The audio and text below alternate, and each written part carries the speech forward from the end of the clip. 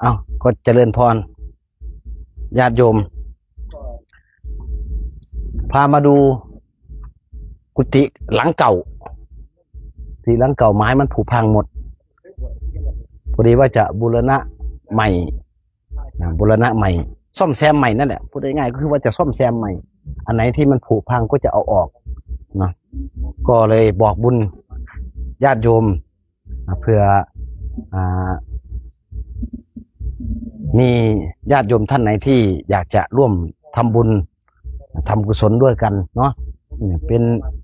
กุฏิเก่านั่นแหละผุพังเยอะนะแล้วทางนี้ก็จะเป็นห้องน้ำก็ผุพังเหมือนกันนะข้างบนก็เป็นไม้นี่ก็ผุพังเนาะก็เลยว่าจะเอาบุญมาฝากทุกคนทุกท่านแล้วตัวนี้ผุพังหมดเนี่ยไปหมดทุกอย่างเนาะก็บอกบุญไปถึงญาติโยมเด้อทุกคนทุกท่านเนาะก็ร่วมแรงร่วมใจกันแล้วแต่ศรัทธาแล้วแต่กำลังมีน้อยก็ให้น้อยมีมากก็ทานมากเนาะทุกคนทุกท่านเนี่ยให้ครั้งเดียวเนี่ยจะได้บุญ3อย่าง1ห้องน้ำสุขาเพื่อปลดทุกข์หมดทุกข์หมดโศกนะเพราะว่าคนเราปวดท้องมันทุกข์เลยปวดท้องมันทุกข์ก็เข้าห้องน้ำก็ปวดทุกข์กันสุขาแล้วเราจะได้อีกอย่างหนึ่งก็คือเป็นกุฏินี่แหละและอย่างที่3ที่เราจะได้อย่างที่3ที่เราจะร่วมทำบุญด้วยกันทำครั้งเดียวได้3อย่าง 3อย่างทุกคนทุกท่านเนาะเนี่ยนี่วัยรุ่นก็กราบบ่ไหวแล้วแล้วเจ้าป่าเพิ่นก็บ่มีป่าแต่ว่าสาขาเพิ่นมีแต่รอนี่แหละว่าท่านก็จะ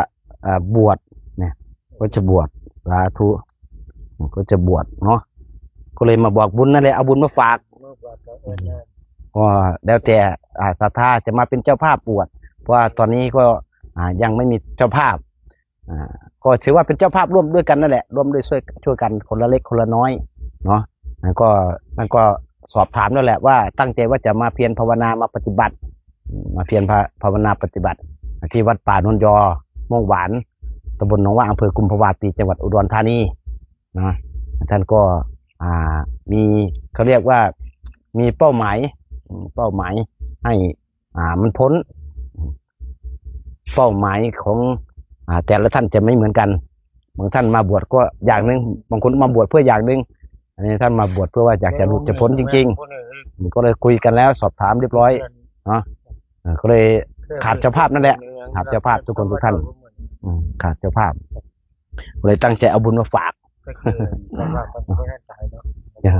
ตั้งใจเอาบุญมาฝากก็นั่งอยู่ด้วยกันหลายคนนั่งอยู่ด้วยกันหลายคนก็นั่งคุยสัพเพเหระไปเนาะเพราะตอนนี้ทำความสะอาดวัดเพื่อว่าอนาคตเตรียมงานปฏิบัติธรรมจะจัดงานปฏิบัติธรรมนั่นแหละเอาขอให้ทุกคนทุกท่านก็มีแต่ความสุขความเจริญเด้อถ้าร่วมบุญมาหมายเลขบัญชีจะค่อยๆเอาฟังก็จะว่าก็ได้ธนาคารออมสินพระอัฏฐพัฒน์สวัสดีหมายเลขบัญชี020-395-709-734สาขากุมภาวะปีก็เจริญพรเชิญเด้อทุกคนทุกท่านเดี๋ยวทวนอีกครั้งหนึ่งทำบุญครั้งเดียวได้3 ต่อก็บอกว่าได้3 ต่อก็ประมาณนั้นแหละทั้งทำกุฏิแล้วก็ทำห้องน้ำแล้วก็ทั้งบวชเนาะแล้วก็ถือว่าเป็นเจ้าภาพร่วมกันทุกคนทุกท่านเอาบุญมาฝากก็หมายเลขบัญชี020-395-709-734ธนาคารออมสินพระอัฏฐพัฒน์สวัสดีเด้อ